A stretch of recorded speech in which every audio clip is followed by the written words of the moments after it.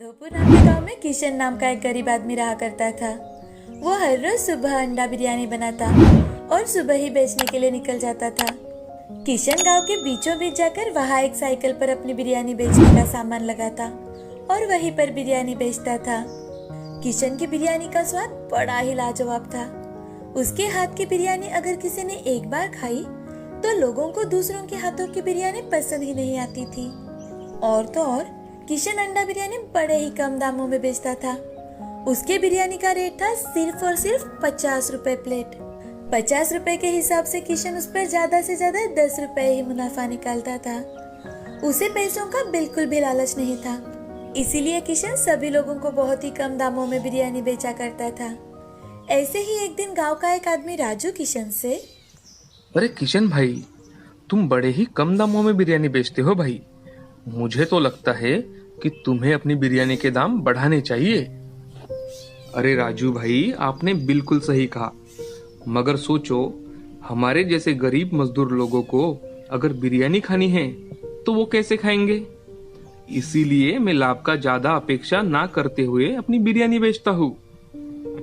हाँ किशन भाई, ये तो बहुत ही अच्छी बात कही आपने। चलो अब मुझे भी एक प्लेट बिरयानी दे दो। ये लो भाई। किशन राजू को बिरयानी देता है और अपने बाकी के कस्टमर को भी बिरयानी देने लगता है।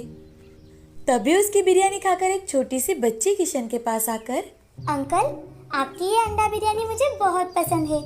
क्या आप मुझे एक और बिरयानी देंगे? घर पर मेरा भाई है ना, मैं उसे भी बिरयानी खिलाना चाहती हूँ। अरे गुड़िया, क्यों नहीं, ये लो एक प्लेट और बिरयानी, ये तुम अपने घर लेकर जाओ। लेकिन अंकल, मेरे पास तो अब पैसे ही नहीं हैं। अरे बेटिया, मैंने कब तुम्हें पैसे मांगे। ये बिरयानी तुम्हारे लिए मेरी तरफ से है। Thank you uncle. वेलकम गुड़िया। किशन हर रोज गांव के बीचों बीच जाकर अपनी अंडा बिरयानी बेचा करता था। उस गांव के होटल वालों को किशन पर बहुत ज्यादा गुस्सा था, क्योंकि किशन अपनी अंडा बिरयानी सिर्फ और सिर्फ 50 रुपए प्लेट में बेचा करता था। और तो और उसमें स्वाद भी लाजवाब था। तो लोग बिरयानी खाने के लिए होटल में जाते ही नहीं थे। सबके सब किशन के पास से ही बिरयानी खरीदते थे। ये सब देखकर एक होटल वाले हरिया को बहुत ज्यादा गुस्सा आता है और वो अपने लोगों से, अरे ये किशन का बच्चा इतने सस्ते में बिरयानी कैसे बेचता है। इसके बिरयानी बेचने से हमारे यहाँ कोई नहीं आता। अब हमें ग्राहक मिलना भी मुश्किल हो गया है। मालिक, इसका कुछ ना कुछ बंदोबस्त तो करना ही पड़ेगा, नहीं तो हमारा धंधा चौपट हो सकता है। हाँ, मैं भी वही सोच रहा हूँ। तुम एक काम करो, अपने कुछ आदमियों को लेकर उसके साइकिल के दुकान पर जाओ और उसका पूरा दुकान तहस नहस कर डालो। हाँ, ये अच्छा रहेगा मालिक। कुछ ही देर में हरिया के नौकर अपने साथ हॉकी स्टिक लेकर किशन की दुकान पर जाते हैं। इतने सारे लोग अपनी तरफ हॉकी स्टिक लेकर आते थे, किशन बहुत ज्यादा डर जाता है कि तभी सारे के सारे लोग आकर किशन से, क्या रे, तेरे को मस्ती चढ़ी है क्या, जो हमारे मालिक के होटल के मुकाबले में तू बिरयानी बेचता है। अबे ओए चपड़गंजू, तेरे को खुद की जिंदगी प्यारी नहीं क्या बे। 2-3 आदमी मिलकर किशन का पूरा दुकान तहस नहस कर देते हैं और सभी किशन को नीचे गिराकर बहुत मारते हैं। कुछ बात अगर पल्ले पड़ी हो तो कल से यहाँ बिरयानी बेचने मत आना, समझे। नहीं तो और भी तरीके हैं हमारे पास समझाने के। अरे नहीं नहीं साहेब, मैं आज के बाद यहाँ कभी बिरयानी नहीं बेचूंगा साहेब, मुझे माफ कर दो साहेब। हाँ, यही तुम्हारे लिए सही रहेगा बच्चू। अब सभी आदमी वहां से चले जाते हैं। किशन उठकर किसी तरह से अपना सामान समेटने की कोशिश करने लगता है, लेकिन उसे बहुत ज्यादा दर्द हो रहा था। उसे कई सारी जख्में हुई थी। वो जैसे तैसे अपना सामान समेटकर घर चला जाता है। घर जाकर अपनी मलहम पट्टी करता है और खुद से, हे भगवान, मैंने लोगों को कम दाम में बिरयानी मिले इसलिए इतनी मेहनत की, मगर अच्छाई का तो जमाना ही नहीं रहा। अब से मैं बिरयानी कभी नहीं बेचूंगा। खुद से ऐसी बातें कर किशन थोड़ा सा खाना खाकर सो जाता है। 2-3 दिन आराम करने के बाद अब किशन मजदूरी का काम ढूंढने के लिए चला जाता है। उसे काम मिलते ही वो काम करने लगता है।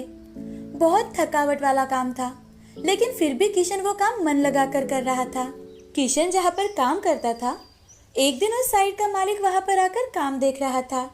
उस दिन बहुत कड़ी धूप थी। अरे ये मुझे क्या हो रहा है? साइट के मालिक वहीं पर चक्कर आकर गिर जाते हैं। ये देख किशन जल्दी से उनके पास जाता है और उनके चेहरे पर पानी मारकर उन्हें होश में लाता है। मालिक उठकर देखते हैं तो उन्हें एक काम करने वाले मजदूर ने मदद की थी। ये देख। तुम्हारा बहुत बहुत शुक्रिया। आज मैंने कुछ खाना ही नहीं खाया था, ऊपर से ये तेज धूप, शायद इसीलिए मुझे चक्कर आ गए। मालिक, अगर आपको कोई एतराज ना हो तो आप कृपया मेरे घर चलिए। मेरा घर यहाँ नजदीक ही है। मैं मेरे हाथों से बनी बिरयानी आपको खिलाता हूँ। अच्छा चलो, मुझे भी बहुत भूख लगी है। किशन उन्हें अपने साथ लेकर अपने घर चला जाता है। घर जाकर मालिक को एक कुर्सी पर बैठने के लिए कहता है।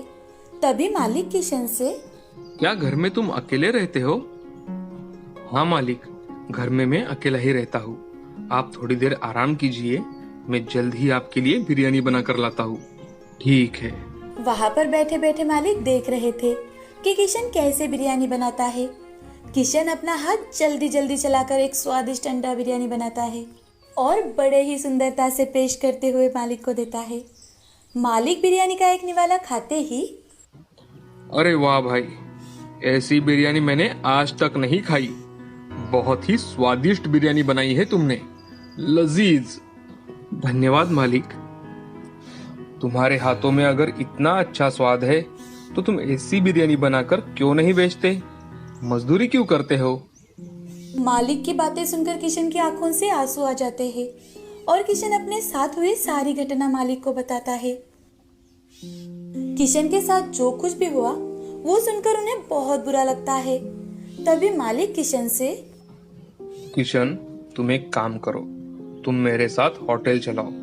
मेरे कहने का मतलब है कि सारा निवेश मेरा ही रहेगा, और हाँ, मुनाफे में भी मैं सिर्फ 25% लूंगा।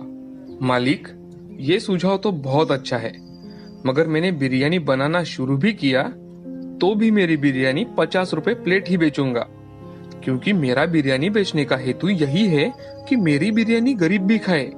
हाँ चलेगा किशन, तुम तुम्हारे हिसाब से तुम्हारा होटल चलाओ। हम होटल का चैन खोलेंगे, उससे हर गांव का हर आदमी हमारी बिरयानी खाएगा। क्या कहते हो? मुझे चलेगा मालिक। तो तुम कल ही शहर आ जाना, ये रहा मेरा पता। बिरयानी खाकर मालिक वहां से चले जाते हैं। अब किशन दूसरे ही दिन उनसे मिलने के लिए शहर चला जाता है और उनसे मिलकर उनसे, लेकिन मालिक, मेरे हाथ की अंडा बिरयानी शहर के लोगों को पसंद तो आएगी ना?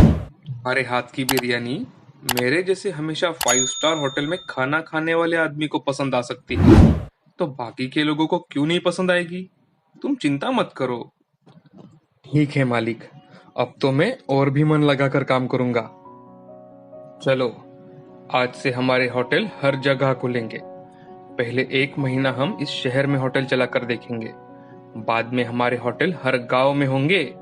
और हाँ, हमारे होटल हम जिस जगह नहीं खोल सकते वहां हम हमारे होटल के नाम से फूड ट्रक चलाएंगे। जैसा आपको ठीक लगे मालिक, मुझे आपने इतना अच्छा मौका दिया है, अब मुझे बस इस मौके का सही इस्तेमाल करना है। अब किशन अपने नए काम में लग जाता है। नए होटल में उसकी अंडा बिरयानी बड़ी ही मशहूर हो गई। लोग आकर उसकी अंडा बिरयानी खाने लगे। अब उन दोनों ने मिलकर अपने होटल गांव गांव जाकर खोले।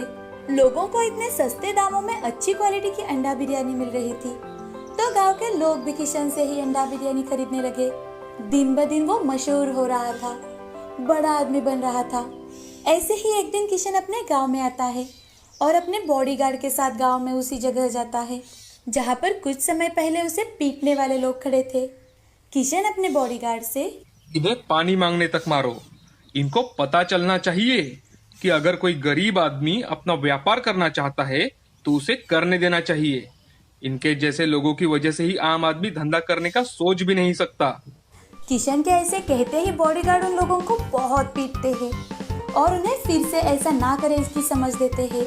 अब माधवपुर गांव में किशन का नाम बड़े आदर के साथ लिया जा रहा था। उसे सभी लोग बड़ी इज्जत देने लगे। किशन से प्रेरित होकर अब गांव के लोग भी अपना अपना व्यवसाय करने लगे, अपना काम करने लगे। किशन ने अपनी कड़ी मेहनत के दम पर अपना नसीब बनाया था। इस कहानी से हमें यह सीख मिलती है कि हमेशा मेहनत करने वालों को अपनी मंजिल मिल ही जाती है और अपनी कड़ी मेहनत के दम पर हमेशा हम हमारे सपने पूरे कर सकते हैं।